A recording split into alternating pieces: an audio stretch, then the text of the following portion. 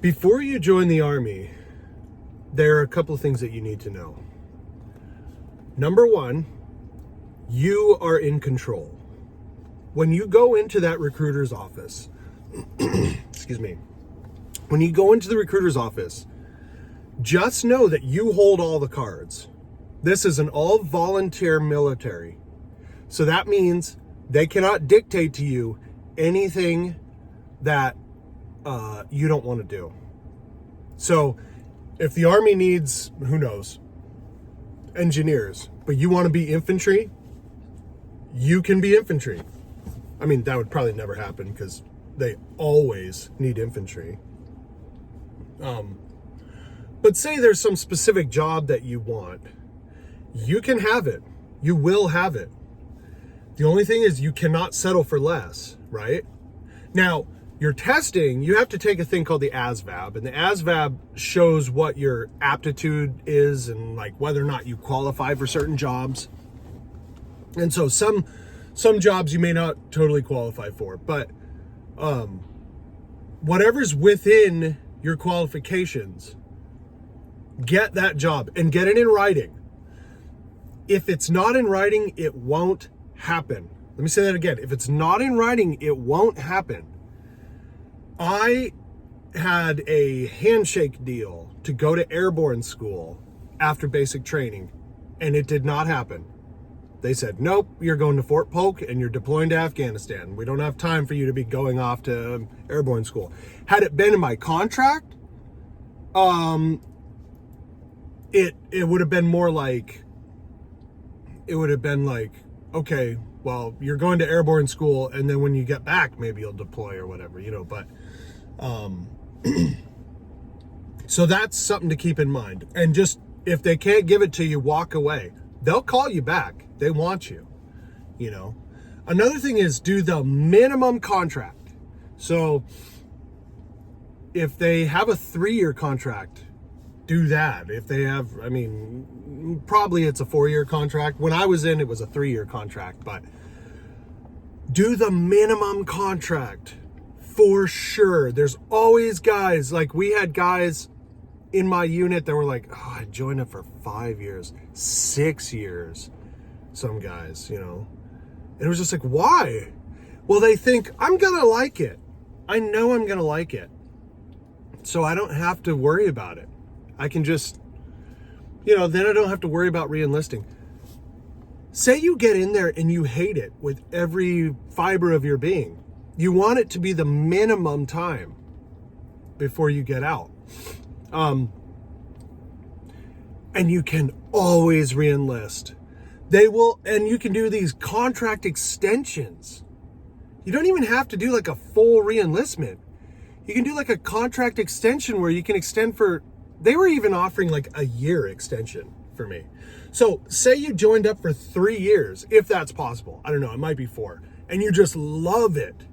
But you're like, I only really want to do like a little bit more time. I don't want to do like a full re-enlistment, Well, talk to them when you're in and you can do an extension. Another thing is, don't settle for the type of job that you think might be like, oh, well, if I get this job and then I get out, I can have this type of job. I'll be honest with you. A lot of the jobs in the military don't translate well to the civilian world. I had a buddy from high school who he became a mechanic in the Army. And when he got out, he still had to go and get like ASE certified and do all this stuff. And so he said, like, I wish I would have just done the infantry. I always wanted to be like I always wanted to shoot guns and stuff like that. If you have any inkling of wanting to fly in helicopters, shoot guns, do all kinds of stuff like that, don't settle. Don't be a mechanic. You won't do it. You'll re-qual with your rifle once a year. If you want to get out and tell war stories or, then you've got to go infantry or what I did, which is 13 Fox, which is a forward observer. You're with the infantry, right? You walk with the infantry, you pack a rifle, you have to do everything the infantry does. Or, you know, do something within combat arms. Because you don't want to get out and be like, oh, I wish I would have done this, or, you know, I wish I would have been in the infantry, and, you know, or I wish I would have done airborne, things like that. It's like, because anyone can do airborne as long as you go to the 82nd Airborne, right? Because, I mean, they need, even their cooks probably have to. I actually don't know if that's true. I wasn't in the airborne. Like I said, they didn't let me. But if you get it in your contract, then they have to send you, right? That's what you agreed to. That's what you signed up for. Another thing is pick your duty station. I picked Fort Polk, Louisiana, and I don't regret it. Everyone said, oh, that place is terrible. I didn't really find it that bad. I hated Fort Sill. It was just a brown nothingness in the plains of Oklahoma. I just hated that place. But then I got down to Fort Polk, Louisiana, and it wasn't that bad. And I got that in my contract. And I was in the 10th Mountain Division, 4th Brigade, 10th Mountain Division. All the other 3 brigades were up in New York. But, like, figure out where you want to be. If you don't like cold weather, don't go to Fort Drum. You know, don't go to Fort Carson. If you don't like hot weather, don't go to Fort Irwin. Don't go to Fort Benning. You know, try to find some place that's, you know, if you don't like the rain, don't go to Fort Lewis. You know, these are things you need to think about, because you want to have the best time possible, right? Like, this is your life, and you can have everything you want, but don't just rush in there. And another thing is the recruiters are going to tell you, they're going to try to act like, I can't do that. Like, come on, I can't do that. No, they can. They can do just about anything for you. Whatever you want, they will find a way. But it is a little bit more like, you know, it's a little bit more work for them. If you just show up and say, I want to be, you know, in the Army. I don't care about my job, you pick, and I don't care about where I go. It would take them about 10 minutes to get the paperwork done, and they'd ship you right off to MEPS after that, you know. But if you have all these demands, now they got to, like, figure out the contractual obligations. They got to figure out how to fit you in to the schedule, and, you know, because the Army might have, like, only certain slots at certain times of the year. But that's their job. That's not your job. This is your life, right? Make it the best thing it possibly can be, because the Army can be a fun experience. It can be really fun, especially now that we're not on such like a high op tempo, like a war footing. When I was in, it was just like you deployed, like instantly you were as soon as I got to Fort Polk, a month later, I was in Afghanistan, right? And I got back for a year, and then I shipped off to Iraq. I spent more time in the Middle East than I did in the United States. So it really wasn't that great of a time. But now, the peacetime Army, I mean, you can, like, you know, some of the guys that were in my unit they had been in the 90s, the older guys. And they said the Army in the 90s was awesome. They were like, you could take any school you wanted. You could, you know,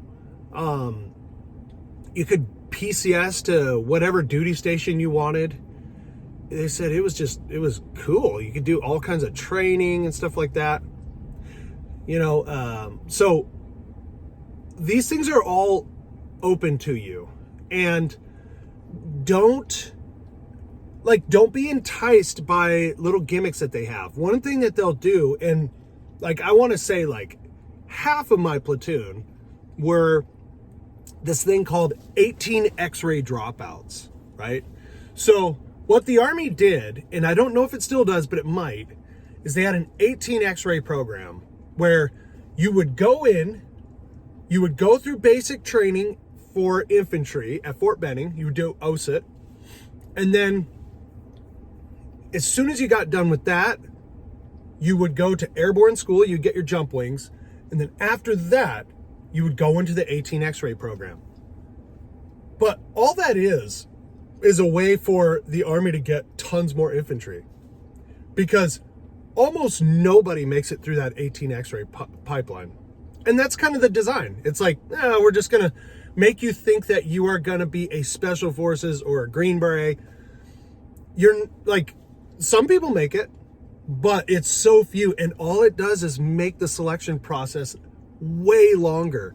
18 X-ray adds this element, this beforehand element of like several months. And then you still have to go to SFAS, Special Forces Selection. Now, had you already been in and been an infantryman and done your, 4 years or whatever, you could go to SFAS and completely skip that first part. Like, you don't have all these months of just like intense selection. So they always have programs like this where it's like, oh yeah, you'll be jumping out of helicopters and running through, and they show people with Green Berets and everything on, and it's like, that's going to be you, Well, chances are, no, it won't, it won't. Ranger school, there are people that get Ranger contracts. That doesn't mean that you're going to Ranger school. It means you're probably going to what is known as, what is it called? It was called RIP back in the day, Ranger Indoctrination Program. I think it was called ROPE, R-O-P, Ranger Orientation Program. And now it's called maybe something different. But anyway, that is a good contract if you want to be a Ranger. That doesn't mean that you get your tab. You don't go to get your tab, that cool looking Ranger tab. You don't get that until you go to Ranger school. Ranger school is minimum like 3 months in 3 different locations between Georgia and Florida of intense physical and mental breakdown. And so that's a different thing. And most people who have their tab have never spent 1 second in the Ranger battalions, right? They are Ranger qualified. They're Ranger school graduates, but they themselves are not what you would consider to be, they're not in the Ranger battalion. They are Rangers. They are, for sure. They're fully qualified, and that tab gives them everything, all the accolades, but it is different to be in the Ranger battalion. That's like a whole different animal. That's where you get to do the cool guy Ranger stuff, right? So anyway, you can get those Ranger contracts. Again, I don't know. Because you don't want to dissuade people from things that they want to do, but there's an easy way to do the military. And then there's like, I'm just going to do everything and try to be the best I can be. And there are going to be those people that are just naturally, that's what they're going to do.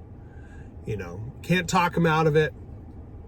I had thought about going to Ranger school before I got in. And then once I got in, I was like, I don't know.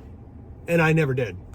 I stayed grunt infantry, or in the infantry battalion, but I was an FO. Technically, it's an artillery MOS, but you're just with the infantry all the time. You do the infantry thing. But again, you are in control. You are holding all the cards, and there's nothing they can say. You can walk away and just be like, look, I really want to be a linen specialist. Like, that's what I've always wanted to be. Yeah. And you're not offering it to me. Yeah. So, I'll see you later. You have my number. If anything comes up, just let me know. They'll be calling you the next day. And they'll be like, I think we can fit you into a linen specialist school or whatever, So definitely keep those things in mind. And I'm probably going to do more videos on this because there's so many things you need to know to just make your military experience the best thing it possibly can be. Because again, the recruiters don't care. They're never going to see you again. You know, they really don't care. And this is your life. It's not their life. They just need numbers. And, but the Army offers so much, and it's on you to take advantage of it. So anyway, this will be a part 1. And then, as I sort of think of more things, then I'll put out like a part 2. Who knows, maybe a part 3 or whatever. But like, I kind of feel like I wish somebody would have told me all this stuff. And I wish I would have listened to the people that did give me advice. But anyway, this will conclude part 1. I'll do another part 2 later.